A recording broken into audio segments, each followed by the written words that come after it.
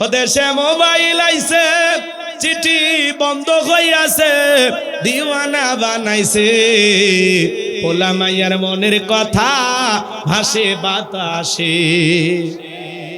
ও দেখো পোলা ফানের মন বাদা ফেসবুকে এখন, মোবাইলে চ্যাটিং কইরা কাটায় সারাক্ষণ। এই মোবাইল পাইয়া দেখো মদনের মাইয়া, এই মোবাইল পাইয়া দেখো মদনের মাইয়া কি কাণ্ড ঘটাইছে। স্বামী সংসার রাইখা নাকি পলাইয়া গেছে, সে যে স্বামী সন্তান রাইখা নাকি পালাইয়া গেছে। 2 বাচ্চার মা 4 বাচ্চার মা পরকীয়া প্রেম করে আরেকটা ছেলের হাত ধরে পালিয়ে যায়। যে নারী স্বামী রেখে সন্তান রেখে আরেকটা পর পুরুষের হাত ধরে পালিয়ে যায়, ওটা নারী না, ওটা পাশানি ডাইনি, বিশ্বাসঘাতক নারী।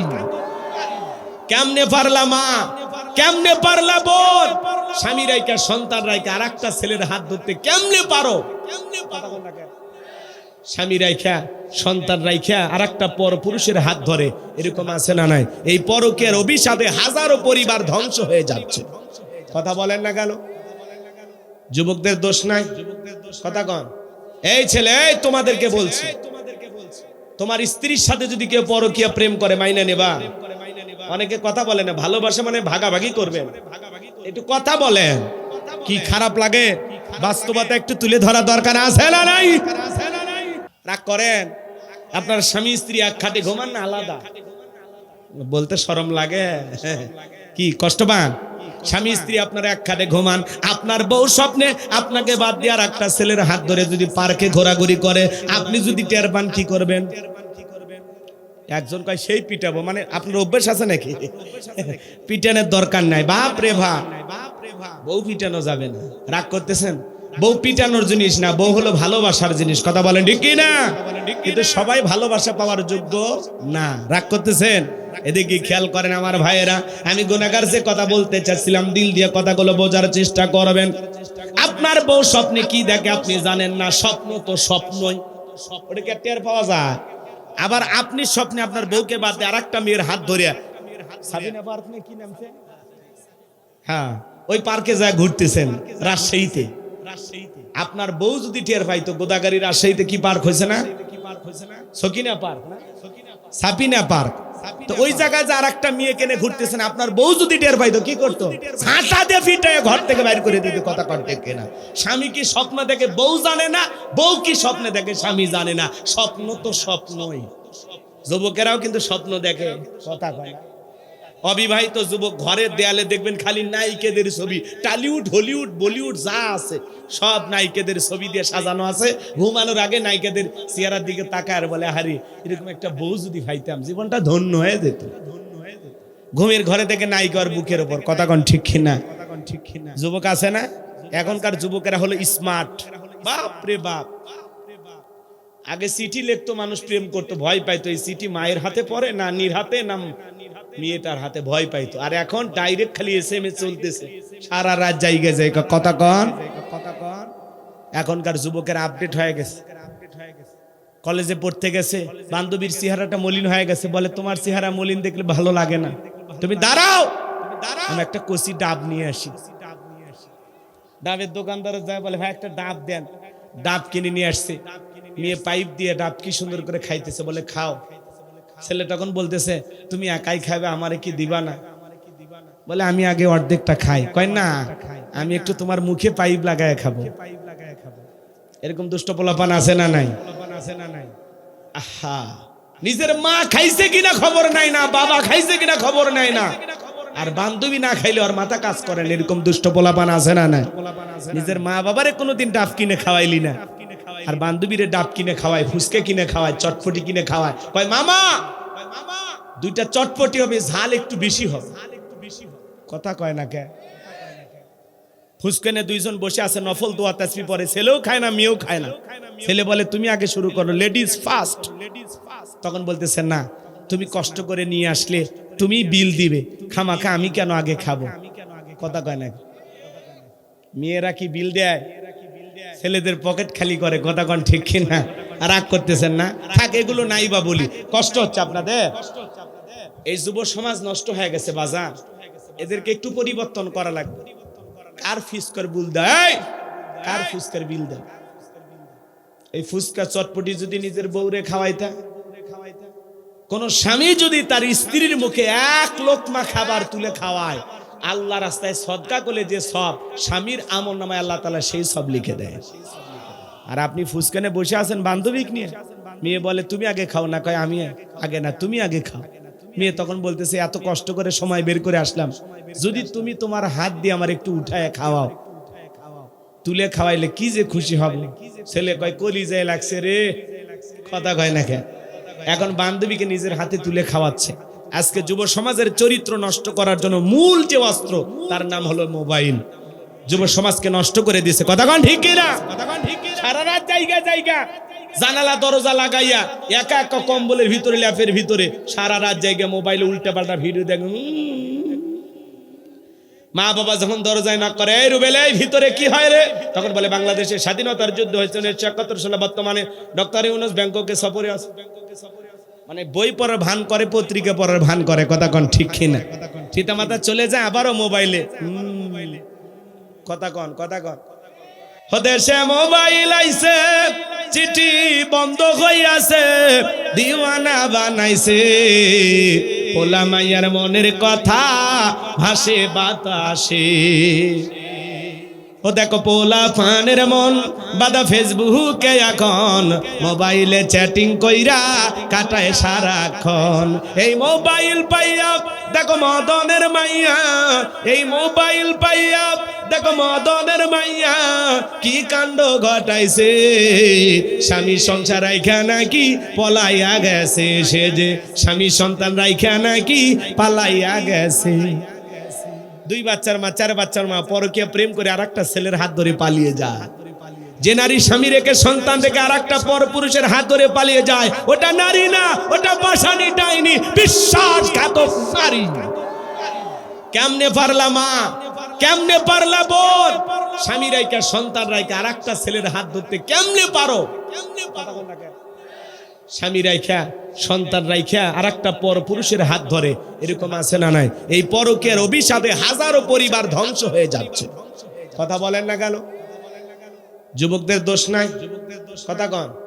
এই ছেলে, এই তোমাদেরকে বলছি, তোমার স্ত্রীর সাথে যদি কেউ পরকীয়া প্রেম করে মাইনা নেবা? অনেকে কথা বলে না, ভালোবাসা মানে ভাগাভাগি করবেন, একটু কথা বলেন। কি খারাপ লাগে? বাস্তবতা একটু তুলে ধরা দরকার আছে না নাই? তোমার স্ত্রীর সাথে পরকীয়া প্রেম করলে মানবা না, তোমার মা বোনের সাথে যদি কেউ পরকীয়া প্রেম করে মানবা না। তুমি যেই নারীর সাথে পরকীয়া প্রেম করো, ওই নারীও কারো না কারো স্ত্রী, কারো না কারো মা, কারো না কারো মেয়ে। একটু কি বিবেকে বাধা দেয় না? কত স্বামী পরিত্যক্তা নারী আছে, কত বিধবা নারী আছে, 2-3টা বাচ্চার মা, যা বিয়ে কর। কথা কয় না কেন? কত গরিব পরিবারে মেয়েটা যুবতী হয়েছে, বিয়ে দিতে পারে না, যাও বিয়ে করো।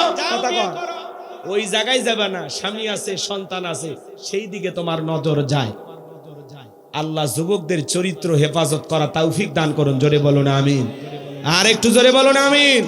পায়ে হাত দিয়ে অনুরোধ করি, সমস্ত পরকীয়া প্রেম থেকে, অবৈধ প্রেম ভালোবাসা থেকে আল্লাহ যুব সমাজকে হেদায়েত দান করুক। জোরে বলুন আমিন।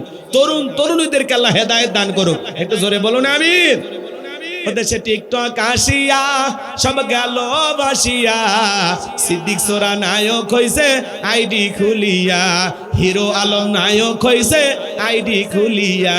এই মোবাইলে হাই কি জাদু আছে ভাই, পোলাপান বইজাছে, পড়ালেখা তুইলা রাখছে সপ্তম আকাশে। এখন আর পড়াশোনা নাই, অটো পাস। কিন্তু যে অটো পাস দেবে সেই মানুষটাই নাই, অতএব আবারও পড়া শুরু করো। কথা কয়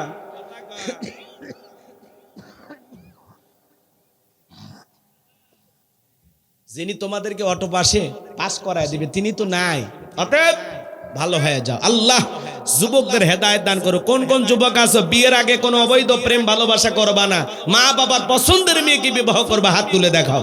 হাত তুলে দেখাও। কে রাজি আছেন তো? ইনশাআল্লাহ। এক চাচাও হাত তুলছে। এই বয়সে রিস্ক নিন না, চাচি যদি এই ভিডিও দেখে বাড়িতে আর যাইতে দেবেন। আল্লাহ যুবকদের হেদায়েত দান করুক। জোরে বলেন আমিন। কথা মনে আছে না নাই? এ বাজান গো আমার, যে কথা আমি বলতে চাচ্ছিলাম, বাদশা ডেকে বলে শোনেন, আমি স্বপ্নে কি দেখেছি স্বপ্নের কথাও বলতে হবে, স্বপ্নের ব্যাখ্যাও বলতে হবে। জনগণ ডেকে বলে বাদশা, এটা তো আমাদের পক্ষে বলা সম্ভব নয়। বাদশা ডেকে বলে কেন, তোমরা নাকি গায়েব জানো? বলেন তো বাজান, আল্লাহ ছাড়া দুনিয়ার কোনো মানুষ কি গায়েব জানে? গায়েবের এলেম আছে কার কাছে?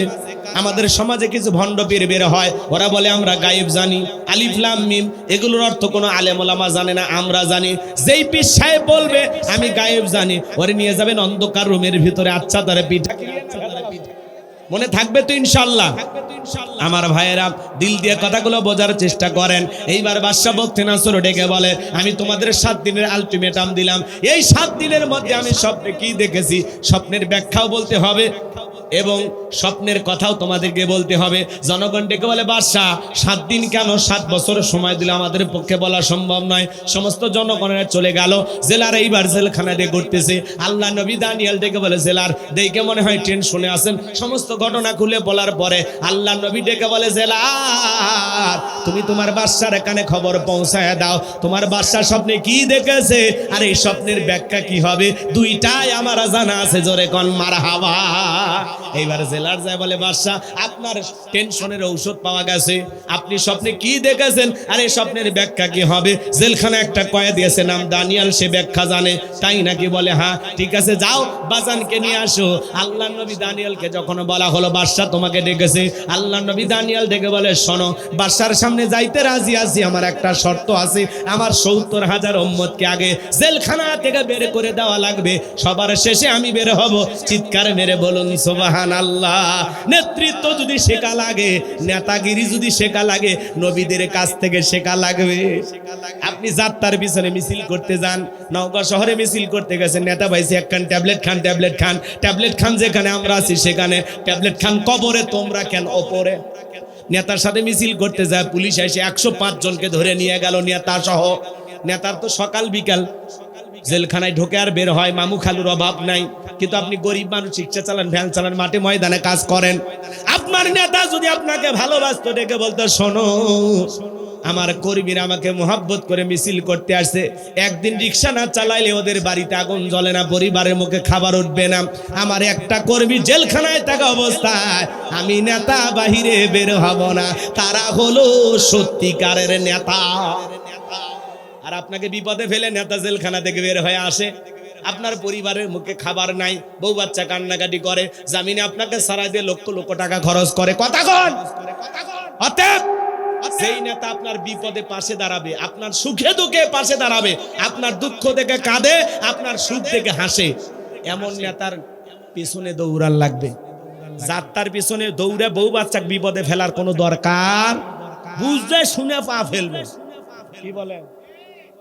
খালি যাত্রার পিছনে স্লোগান দেন না। বল্টু ভাইয়ের চরিত্র ফুলের মতো পবিত্র, নামাজ পড়া 1 ওয়াক্ত, গাঁজা খায় 5 ওয়াক্ত, গুমচুরিতে পাকাপোক্ত, শয়তানের 1 নাম্বার ভক্ত, হুজুরদের জন্য খুবই শক্ত, চুষে খাই গরিবের রক্ত। পোস্টারে লেখা আছে গরিবের বন্ধু, ভোট দিয়ে দেখেন গরিবের কয় নাম্বার শত্রু। কথা কন না কে? এজন্য যাত্রার পিছনে দৌড়ান যাবে না, ভালো মানুষ দরকার।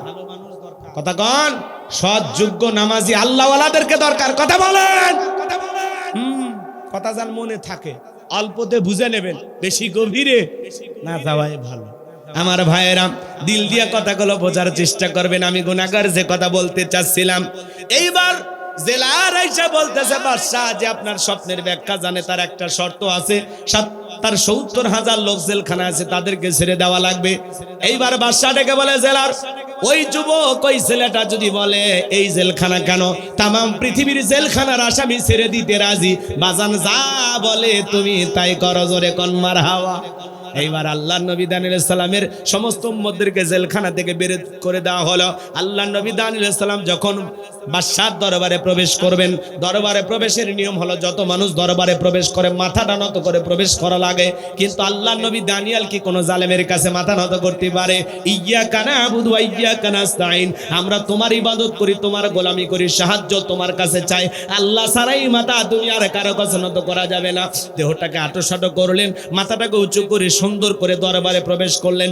এমন দৃশ্য দেখার পরে বাদশা বক্তে নজর ডেকে বলে, বাজান, যত মানুষ আমার দরবারে প্রবেশ করে মাথা নত করে, তুমি কেন মাথা নত করলা না?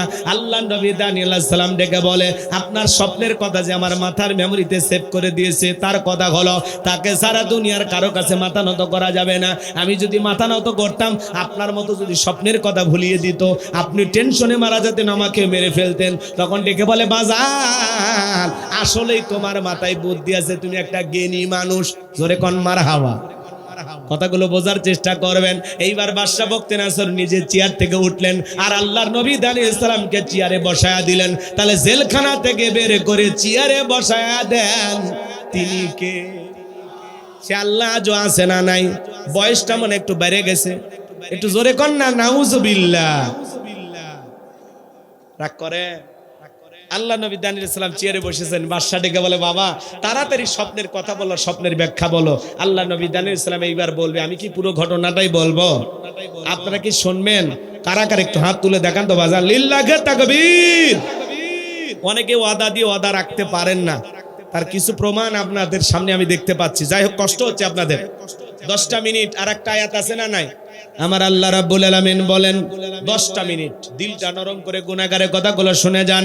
আমার আল্লাহ বলেন, আল্লাযী খালাকাল মাউতা ওয়াল হায়াতা লিয়াবলুয়াকুম আইয়ুকুম আহসানু আমালা ওয়া হুয়াল আজিজুল গফুর।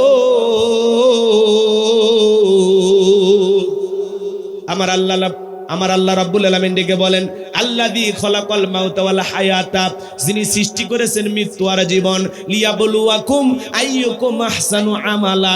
আমার আল্লাহ ডেকে বলেন, আমি পরীক্ষা করে দেখব আমলের দিক দিয়ে কার আমল কত বেশি উত্তম, কার আমল কত বেশি সুন্দর। আল্লাহ তাআলা মৃত্যু আর জীবনের মাঝামাঝি যে সময়টা আপনাকে আমাকে দিয়েছেন, এই সময়টা আল্লাহ তাআলা আপনাকে আমাকে দিয়েছেন উত্তম আমল করার জন্য। দুনিয়া হলো পরীক্ষা দেওয়ার জায়গা। কি দেওয়ার জায়গা? ফলাফল পাওয়া যাবে কোথায়? আখিরাতে। দুনিয়াতে কোনো ফলাফল নাই। ফলাফল কোন জায়গায়? আর এদিক খেয়াল করেন, আমরা যদি আল্লাহর গোলামি সঠিকভাবে করতে পারি, এই গোলামির বেতন হিসাবে, ফলাফল হিসাবে আল্লাহ তাআলা আপনাকে আমাকে দেবেন জান্নাত। বলুন সুবহানাল্লাহ। দিল দিয়ে কথাগুলো বুঝবেন, অন্তরটা একটু নরম করেন। আয়াতের শুরুতে আল্লাহ কি বলেন?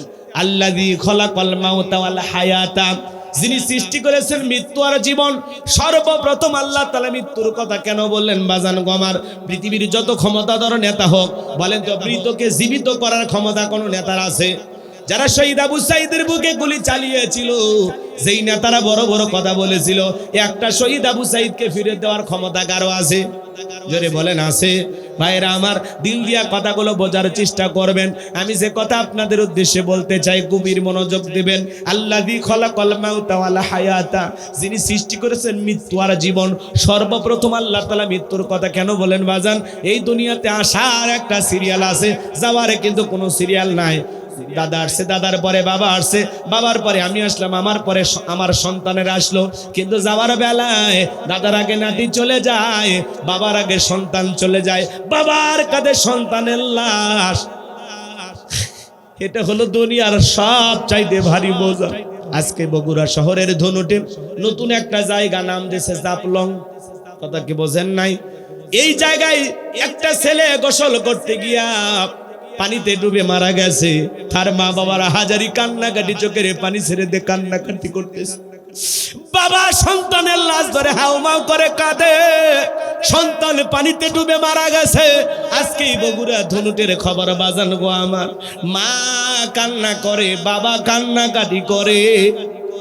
বাবা মা জীবিত থাকা অবস্থায় সন্তানটা যদি মারা যায়, এই দুঃখ, এই কষ্ট, এই ব্যথা মা বাবা সারা দুনিয়ার কেউ বুঝতে পারবে না।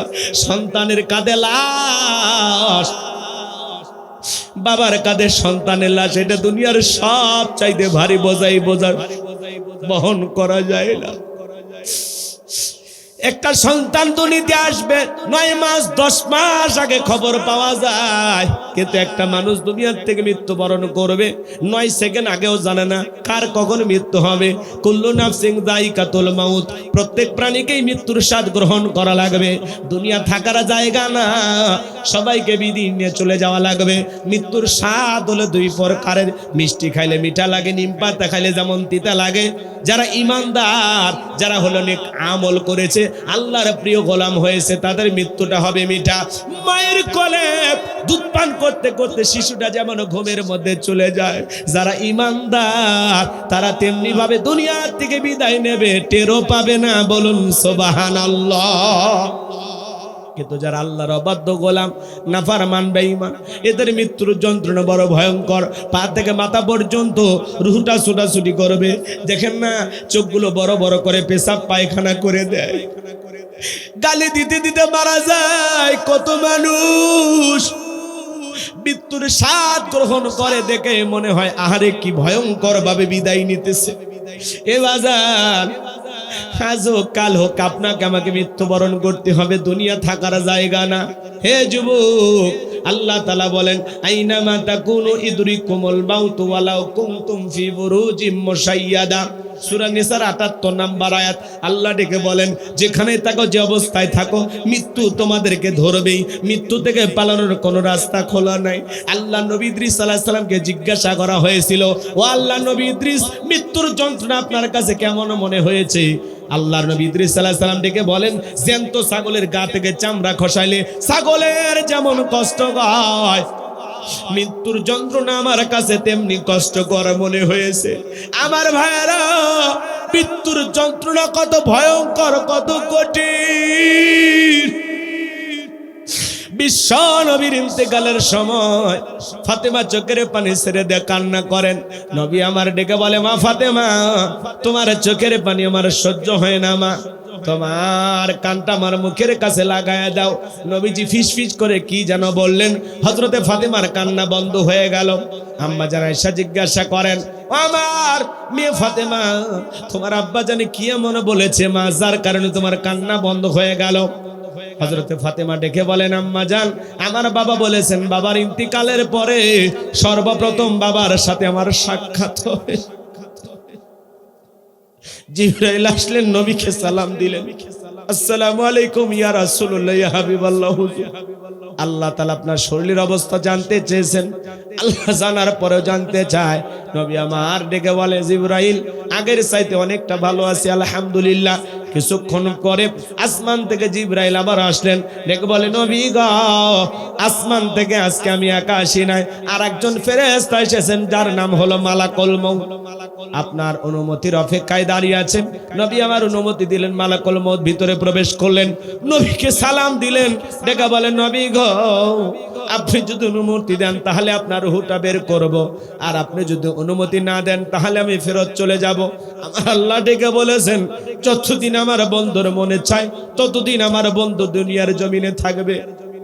ও নবী, আপনি যদি অনুমতি দেন তাহলে আপনার রূহটা আমি বের করব। বিশ্ব নবী ডেকে বলে, মালাকুল মউত আর কি কোনোদিন আসবা না? বলে, আবারও আসবো, যেদিন আল্লাহ তাআলা আমাকে পাঠাবেন। নবী আমার ডেকে বলে, মালাকুল মউত আর আসতে হবে না, তুমি তোমার দায়িত্ব পালন করতে পারো। এইবার নবীর রূহটা বের করার জন্য যখন মালাকুল মউত বুকের উপরে দুইটা হাত রেখে দিয়েছে, নবী আমার ডেকে বলে, মালাকুল মউত রে, আর সহ্য করতে পারি না, তাড়াতাড়ি আমার বুকের উপর থেকে হাতটা সরায়া দাও। নবী চোখের পানি ছেড়ে দিয়ে কান্না করেন, আর ডেকে বলেন, এই যদি হয় মৃত্যুর যন্ত্রণা, আমার উম্মতেরা সহ্য করতে পারবে না। মালাকুল মউত ডেকে বলে, নবী বিশ্বাস করেন, এই পৃথিবীর সব চাইতে কম কষ্ট দিয়া আপনার রূহটা আমি বের করার চেষ্টা করতেছি। আমার আল্লাহ বারবার বলেছেন, মালাকুল মউত রে, আজকে এমন একজন মানুষের কাছে যাবি, আমি আল্লাহ যারে বড় বেশি ভালোবাসি, খবরদার মালাকুল মউত বেয়াদবি যেন না হয়। বিশ্বাস করেন গো নবী, আপনার রূহটা বের করার জন্য আমি পৃথিবীর সব চাইতে বেশি সতর্কতা অবলম্বন করে আপনার রূহটা বের করার জন্য আমি চেষ্টা করতেছি। দ্বিতীয়বার যখন হাতটা রেখে দিলেন, নবী আমার চোখের পানি ছেড়ে দিয়ে কাঁদেন, আর ডেকে বলেন, মালাকুল মউত আর সহ্য করতে পারি না, হাতটা সরায় না। এই যদি হয় মৃত্যুর যন্ত্রণা, আমার উম্মতেরা সহ্য করতে পারবে না। মৃত্যুর আগে উম্মতের কথা বলে না, বলুন সুবহানাল্লাহ। ডেকে বলে, এ মালাকুল মউত, আমারে ওয়াদা দাও, আমার উম্মতের রূহটা বের করার সময় কষ্ট দিবা না। ডেকে বলে, নবী, আপনার উম্মতের মধ্যে যারা আপনার আদর্শ মোতাবেক চলবে, ও নবী, আল্লাহর বিধান মোতাবেক চলবে, যারা হবে নেককার মুমিন মুত্তাকি, কথা দিলাম গো নবী, তাদের রূহটা বের করার সময় ইহসান করব, তাদের কম কষ্ট দিয়ে আমি রূহটা বের করার চেষ্টা করব। নবী আমার ডেকে বলে, মালাকুল মউত, যখন তুমি আমার বুকের উপরে হাত রেখে দিয়েছো, মনে হয় উহুদ পাহাড়টা আমার বুকের উপরে চেপে ধরা হয়েছে।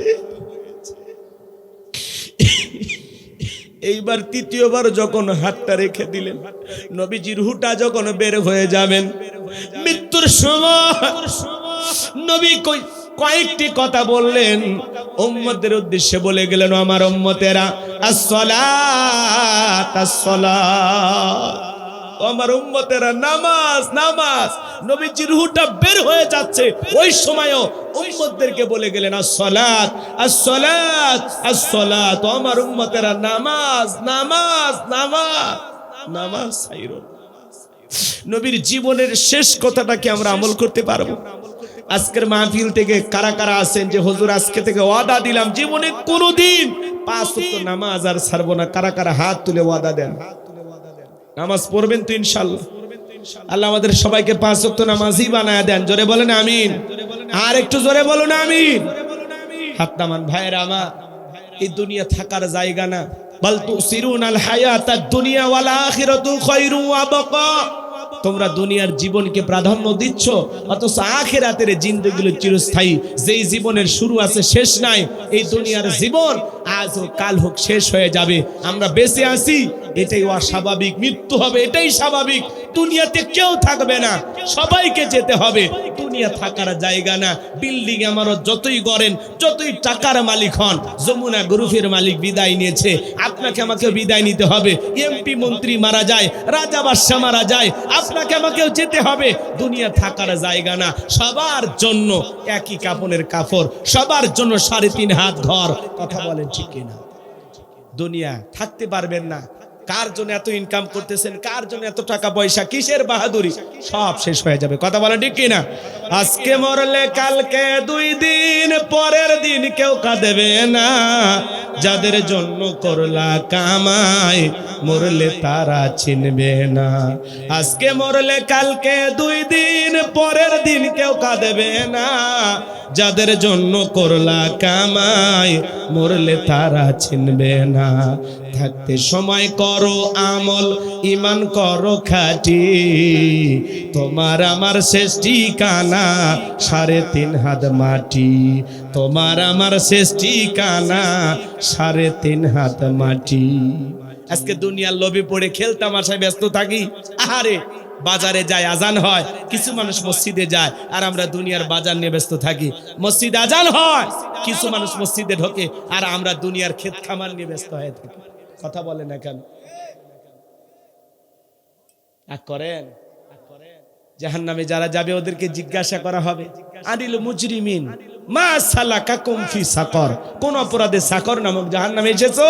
ওরা বলবে ক্বালু লাম নাকু মিনাল মুসাল্লিন, মুসল্লি ছিলাম না, নামাজ পড়তাম না। আজান হয়েছে কানে শুনি, মসজিদে যেতে পারি না। আজান শুনে যদি আপনি আমি মসজিদে না যেতে পারি, এই ঈমান আপনাকে আমাকে জান্নাতে নিয়ে যেতে পারে না। কথা বলেন না কেন?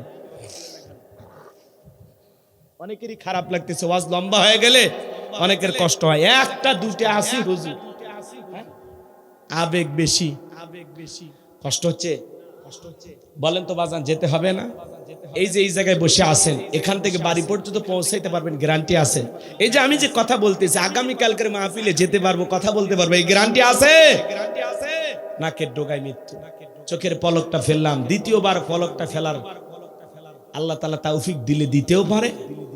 হঠাৎ করে মৃত্যু চলে, কত দুর্ঘটনা দেখেন না, মানুষটা রাস্তায় দাঁড়িয়ে আছে, আহারে আর একটা গাড়ি এসে মেরে দিল, লোকটা ভাবেনি যে আমি এই জায়গায় দাঁড়িয়ে আছি, এখানে আমার মৃত্যু হবে। বলেন, এগুলো ঘটনা দেখতেছেন না আপনারা? সিসি ক্যামেরায় দেখতেছেন। আর এক হোটেলে আল্লাহর বান্দা খাবার অর্ডার করেছে, খাবারে টেবিলে খাবারও পৌঁছে গেছে, এখন শুধু চামচটা দিয়ে মুখে তুলবে, ওই সময় মৃত্যুর কোলে ঢুলে পড়লো। এটাই তো মৃত্যু, এটাই তো জীবন, এভাবেই তো চলে যেতে হবে। কথা বলে ঠিক কিনা? বলার সময় পাবেন না, বলার সময় পাবেন না, সংসার গোছানোর সময় পাবেন না। মাঠে বসে আছেন, ওখানে মৃত্যু হতে পারে, হাটে গেছেন, ওখানে মৃত্যু হতে পারে। কত মানুষ দেখেন না মসজিদে নামাজ পড়তে গেছে, আল্লাহর বান্দার ফিরতে পারেনি, কি সুন্দর মৃত্যু। আবার কত মানুষ যাত্রার প্যান্ডেলে গেছে নর্তকীর নাচ দেখতে, ওখানে মৃত্যু হয়ে গেছে। ওই দুই মৃত্যু কি সমান নাকি? কথা বলেন না কেন? এই যে কোরআনের মাহফিলে কথা শুনতেছেন, এই জায়গায় যদি মৃত্যু হয়ে যায়, আর যাত্রার প্যান্ডেলে যাত্রা গান শুনতে যায় যদি মৃত্যু হয়, দুই মৃত্যু কি সমান? মৃত্যুটা যেন ভালো হয়, যেদিন আমরা চলে যাব আল্লাহ যেন দিনটা ভালো দেয়, আমরা যেন মৃত্যুর প্রস্তুতি গ্রহণ করতে পারি। ভাই নেক আমলের প্রস্তুতি গ্রহণ করতে হবে, কবরে যেতে হবে। কতটুকু মাল সামানা রেডি করেছে? আপনি যদি 7 দিনের জন্য কক্সবাজারে যান, আপনার একটা ব্যাগ থাকে, ওই ব্যাগের ভিতরে প্রয়োজনে কাপড় থাকে, মোবাইল, চার্জার, অনেক কিছু থাকে, টাকা পয়সা যা যা প্রয়োজন সব নিচ্ছেন। সফর মাত্র 7 দিন, 7 দিনের সফরের জন্য যদি একটা ব্যাগ লাগে, আর আপনি আমি চলে যাব পরকাল নামের সফরে, যেই জীবনের শুরু আছে শেষ নাই, বলেন তো বাজান, একটা নেক আমলের ব্যাগ রেডি করা দরকার আছে না নাই? দেখেন তো আপনার আমল নামার ব্যাগের ভিতরে নামাজ আছে কিনা, রোজা আছে কিনা, হজ আছে কিনা, যাকাত আছে কিনা, দান খয়রাত আছে কিনা, স্ত্রীর হক আদায় করেছেন কিনা, সন্তানদের সাথে ভালো আচরণ করেছেন কিনা, প্রতিবেশীর সাথে ভালো ব্যবহার করেছেন কিনা। দেখেন তো কতটুকু আমল করেছেন। কি নিয়ে যাচ্ছেন? 2টা মিনিট বালিশে মাথা রেখে চিন্তা করেন যে আল্লাহ, এই 50-60 বছরের হায়াতের জিন্দেগি পাইলাম, এমন কোন আমল করেছি যে আমলের কারণে ভাবতে পারেন যে জান্নাত কনফার্ম? বলতে পারবেন? বুকে হাত দিয়ে বলতে পারবেন এমন কোন নামাজ আছে যেই 2 রাকাত নামাজ আপনাকে জান্নাত পর্যন্ত পৌঁছায় দেবে? এমন নামাজ আছে? এমন কোন সিজদা দিয়েছেন যে সিজদাটা আল্লাহর দরবারে কবুল হয়েছে? বলতে পারবো?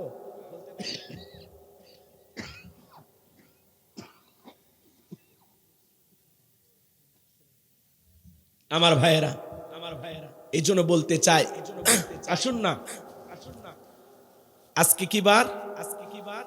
কথা কয় না, আজকে কি বার? শুক্রবার।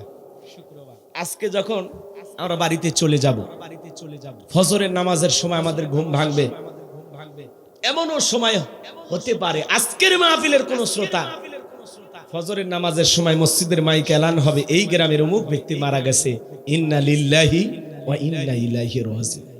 গত বছর এই মাহফিলের শ্রোতা ছিল, আজকে কবরে শুয়ে আছে। কথা বলেন না কেন? এটাই তো জীবন। দুনিয়া থাকতে দেবে না, স্বার্থের দুনিয়া কেউ কাউকে জায়গা দেবে না, দুনিয়াতে থাকার কোনো সুযোগ নাই, সবাইকে যেতে হবে। আপনি যেদিন মৃত্যুবরণ করবেন ওই দিনও আপনার লাশটা রেখে মানুষ খাওয়া দাওয়া করবে। আপনি যেদিন মারা যাবেন ওই দিন আপনার স্ত্রী খাবার খাবে, আপনার সন্তান খাবার খাবে, পাশের প্রতিবেশীরা রান্না করে নিয়ে এসে বলবে তোমার মা মারা গেছে, তোমার বাবা মারা গেছে, তুমি তো না খেয়ে আসো, বাবা আমি একটু রান্না করে নিয়ে আসছি, একটু খাও। চাচা নিয়ে আসবে রান্না করে, বড়প্পা নিয়ে আসবে রান্না করে, খালা নিয়ে আসবে রান্না করে। আরে ভাই, যেদিন মারা গেছে ওই দিনও কয়েক দল মানুষ আপনার মুখে খাবার তুলে দেওয়ার জন্য খাবার নিয়ে আসবে। আগে যা খান তার চাইতে বেশি খাইতে পারবে। এই তো জীবন। কথা বলেন না কেন? কি মনে করেন? আপনার মৃত্যুর 7 দিন পার না হতে আপনার সন্তানের মুখে হাসি ফুটবে, আর আপনার কথা চিন্তা করবে না। আপনার মৃত্যুর 7 দিন পার না হতে আপনার স্ত্রী ঠোঁটে লিপস্টিক লাগায় ঘুরবে। কথা বলেন না কেন? কি মনে করেন আপনার জন্য পুরো দুনিয়াটা থেমে থাকবে? ভুল ভাবতেছেন, ভুল। আপনি মারা গেলেও সব আপন গতিতে চলবে, আপনার জন্য দুনিয়ার কোনো কিছু থেমে থাকবে না, কোনো কিছু থেমে থাকবে না। কথা বলেন ঠিক কিনা? আমরা বেশি প্রাধান্য দিতে গিয়ে আমরা আখিরাতকে দূরে ঠেলে দিয়েছি। আসুন না আখিরাতকে কাছে টানি, দুনিয়াকে দূরে ঠেলে দিই। আল্লাহ পাক আমাদের সবাইকে নেক আমলের প্রস্তুতি গ্রহণ করা তৌফিক দান করুন। একটু চিল্লায় বলুন আমিন। তাহলে আল্লাহ বলেন লিয়াবলুয়াকুম আইয়ুকুম আহসানু আমালা, আমি আল্লাহ পরীক্ষা করে দেখব কার আমল কত বেশি উত্তম। যার আমল ভালো তার আখিরাত ভালো, যার আমল খারাপ তার আখিরাতটা হয়ে যাবে বরবাদ। কথা বলেন ঠিক কি না? এই জন্য নেক আমলে প্রস্তুতি গ্রহণ করতে হবে। বিশ্বনবী বলেন ক্বালা রাসূলুল্লাহি সাল্লাল্লাহু আলাইহি সাল্লাম ইন্নামাল কুবুরু রাউদাতুম মিন রিয়াদিল জান্নাহ আও হুফরাতুম মিন হুফারিন নার, রাহু তিরমিজি। বিশ্বনবী ডেকে বলেন যে ব্যক্তির আমল ভালো, মৃত্যুর সঙ্গে সঙ্গে আল্লাহ তাআলা তার কবরটাকে জান্নাতের বাগান বানায় দিবেন, বলুন সুবহানাল্লাহ। আর যে ব্যক্তির আমল খারাপ, আও হুফরাতুম মিন হুফারিন নার, তার কবরটা হয়ে যাবে জাহান্নামের আগুনের গর্ত। একবার যদি কারো কবর জাহান্নামের আগুনের গর্ত হয়ে যায়, তার বাঁচার কিন্তু কোনো উপায় নাই। নবী আমার এক জায়গায় বসা, আসমান থেকে জিবরাইল আসলেন, ডেকে বলেন নবী গো, এই মুহূর্তে একটা আওয়াজ হইল, আপনি কি শুনতে পাইছেন? আমার নবী বলে হ্যাঁ আমি শুনতে পেয়েছি। জিবরাইল ডেকে বলেন নবী গো, আজ থেকে ৭০ বছর আগে আল্লাহ তাআলা জাহান্নামের গর্তের মুখে একটা পাথর ছেড়ে দিয়েছেন, এই মাত্র জাহান্নামের তলদেশে পাথরটা পৌঁছাইলো। চিন্তা করেন বাজান, একটা পাথর ছেড়ে দিলে ৭০ বছর যদি সময় লাগে নিচে পড়তে, আল্লাহ না করুক আপনার আমার গুনাহের কারণে আসমান জমিনের মালিক আল্লাহ বেজার হইয়া একবার যদি জাহান্নামের আগুনের গর্তে ফেলে দেয়, আপনার আমার বাঁচার কিন্তু কোনো উপায় নাই। ইন্নাহা সাআত মুস্তাকাররাও ওয়া মুকামা, নিশ্চয় আবাসস্থল হিসাবে, বসতির জায়গা হিসাবে ওই জাহান্নাম একটা নিকৃষ্ট একটা স্থান, নিকৃষ্টতম একটা স্থান। জাহান্নাম সুখের জায়গা না, ওইটা হলো যন্ত্রণার কারখানা। যারা গুনাহে অন্ধকার কবরে যাবে, ওই কবরের ডানের মাটি বামে চলে যাবে, বামের মাটি ডানে চলে যাবে, এমন জোরে সাপ দেবে বাজান, এক পারো জোরে হার অন্য পাজরে ঢুকে যাবে। কবরে থাকা বিষাক্ত সাপ ছবল মারবে, পা থেকে মাথা পর্যন্ত বিষের যন্ত্রণায় দেহটা জ্বলে পুড়ে শেষ হয়ে যাবে। কবরে থাকা অন্ধ ফেরেশতা চোখে দেখে না, কানে শোনে না, হাতুড়ি দেহটা চূর্ণ বিচূর্ণ হয়ে যাবে। হে যুবক, দুনিয়ার রং তামাশায় ব্যস্ত হয়ে আসো, দেখলা না কয়েকজন যুবক ঈদের আনন্দে দেশি অস্ত্র নিয়ে নদীর বুকে গান বাজাইছে, বক্স বাজাইতেছে। সেনাবাহিনী যখন নৌকা নিয়ে গেল, ওই যুবকেরা গান বাজনা বাদ দিয়ে নদীর উপরে ঝেপে ঝেপে পড়লো, নিজেকে বাঁচানোর জন্য নদী সাঁতরায় পার হয়ে যাইতেছে। তুমি দুনিয়ার রং তামাশায় নদীর ভিতরে বক্স বাজাইতেছো, গান বাজাইতেছো, আর একটা সেনাবাহিনীর পুলিশের গাড়ি থেকে দৌড়ে পালায় গেলা। তুমি কি মনে করো দুনিয়াতে গান বাজাইতেছো? হয়তো বা দুনিয়ার পুলিশকে দেখে তুমি নৌকা থেকে লাফ দিতে পারো। কথা বলেন নাই? আপনারা ভিডিওটা দেখছেন না? যুবকেরা নদীর ভিতরে গান বাজাইছে, হই হুল্লার করতেছে, হাফ প্যান্ট পইরা গেঞ্জি পইরা দেশি অস্ত্র নিয়ে রং তামাশা করে নাচানাচি করতেছে। যখনই সেনাবাহিনী আসছে, সমস্ত যুবক নৌকা থেকে লাফায়া জান আগে বাঁচা। তো আল্লাহর ফেরেশতাদেরকে যদি এইভাবে দেখা যেত যে আমার আমল নামাগুলো লিখতেছে, তাহলে আপনি আমি সতর্ক হইতাম। কবরস্থানে পাশ দিয়ে হেঁটে যায় গান শুনতে শুনতে, একটু ভয় কাজ করে না। এখানে যে শুয়ে আছে, এই গ্রামে বসবাস করতো, তোমার মতো যুবক নাই, কবরে শুয়ে আছে। তোমাকেও যেতে হবে। আজকে দুনিয়া রং তামাশা গান বাজনা এগুলো নিয়ে ব্যস্ত আছি, কানে ইয়ারফোন লাগায় গান শুনতেছো, বলা যায় না ওই অবস্থায় তোমার মৃত্যু হতে পারে। তুমি বক্স বাজাইয়া বাসের উপরে লাফালাফি করতেছো, ওই অবস্থায় মৃত্যু হয়ে যেতে পারে। কথা বলেন ঠিক কিনা? কখন মৃত্যু হবে? হঠাৎ করে মরণটা চলে আসবে ভাই, বলা যায় না। কত নর্তকী নাচতে নাচতে মারা গেল, কত যুবক আনন্দ ফুর্তি করতে করতে মারা গেল। কথা বলে গেল কত যুবক, এই যে দেখলেন না ঈদের দিনে ঈদের জামা কিনেছে, হারে ঈদের উৎসব করবে, গাড়ি দুর্ঘটনায় মারা গেল, নতুন জামা পরে আছে আর পাশে লাশটাও পরে আছে। কথা বলেন ঠিক কিনা? কত মানুষ ঈদ করতে পারলো না, শত শত প্রাণ রাস্তায় ঝরে গেছে, গাড়ি দুর্ঘটনায় মারা গেল। ওই মৃত্যু তোমার আমারও হতে পারে। কথা বলেন ঠিক কিনা? আজকের মাহফিল শুনতেছেন, কালকে আপনি আমি লাশ। যখন আপনি আমি মারা যাব, সবাই বলবে আব্দুল খালেক, আব্দুল মালিক, আব্দুল সাত্তার, গোলাম রব্বানী, রফিকুল ইসলাম, এগুলো বলবে না। সবাই বলবে লাশটা কোথায়? লাশ। মৃত্যু হওয়ার সাথে সাথে সর্বপ্রথম আপনার নামটাকে মুছে যাবে। কথা বলেন না কেন? সবাই আসবে, আত্মীয় স্বজন, আর বলবে কি লাশটা কোথায়, লাশটা কোথায়? কেউ বলবে না চেয়ারম্যান সাহেবের লাশটা কোথায়, কেউ বলবে না, সব শেষ। এই জন্য বাজান, আসুন না একটু আল্লাহকে ভয় করি, পরকালকে ভয় করি, গান বাজনা ছেড়ে দেই, রং তামাশা ছেড়ে দেই, গুনাহ ছেড়ে দেই, বেনামাজি থাকবো না, নামাজি হব, বেপরদা স্ত্রীকে চালাবো না, পর্দায় রাখবো, ছেলে মেয়েদেরকে দিন শিখাবো। কথা বলে না, আমরা এমন অভিভাবক হয়েছি, ছেলেটা আউল ফাউল চুলের কাটিং দেয়, কথা বলতে পারেন না, শাসন করতে পারেন না, ক্ষমতা নাই। মেয়েটা বেপরদায় চলাফেরা করে, কিছু বলতে পারে না। বিবিটা বেপরদায় চলাফেরা করে, কিছুই বলতে পারি না। আমরা মানে অসহায়, অসহায়, কিন্তু আসলে আপনি আমি পুরুষ হওয়ার চেষ্টা করি। কষ্ট পাইছেন? আমার কথায় কি আপনারা কষ্ট পাইছেন, ব্যথা পাইতেছেন? এই জন্য আসুন দুনিয়ার রং তামাশা কমাইয়া দিয়া আমরা পরকালকে ভয় করি, আল্লাহকে ভয় করি, নেক আমলের জিন্দেগি করি। কারা কারা নেক আমল করে কবরে যেতে চান দুইটা হাত তুলে আল্লাহকে দেখান। আল্লাহ আল্লাহ পাক আমাদের সবাইকে নেক আমল করা তৌফিক দান করুন, জোরে বলুন আমিন। আরো দুইটা ঘটনা বলার আমার ইচ্ছা ছিল, যেহেতু সময় নাই ওই দিকে আর আমি না যাই। যতটুকু বলেছি আল্লাহ যেন ততটুকুর পরে আমল করা তৌফিক দান করেন, একটু জোরে বলুন আমিন। বাদশার ঘটনা আর হযরত আলীর ঘটনা মনে আছে আপনাদের? তো ওই দিকে আর যাওয়ার সুযোগ নেই, আধা ঘন্টা লেগে যাবে। হযরত আলীর কথাটাই 1 মিনিটে শেষ করে দিই। আলীর কথাটা দুইটারে একটা বলি বাবা। আর শোনেন, বাদশার ঘটনা বলতে গেলে আরো আধা ঘন্টা লাগবে। বেঁচে থাকলে আবারও কোথাও দেখা হবে ইনশাআল্লাহ। তাকবীর দালিল লাগে, তাকবীর।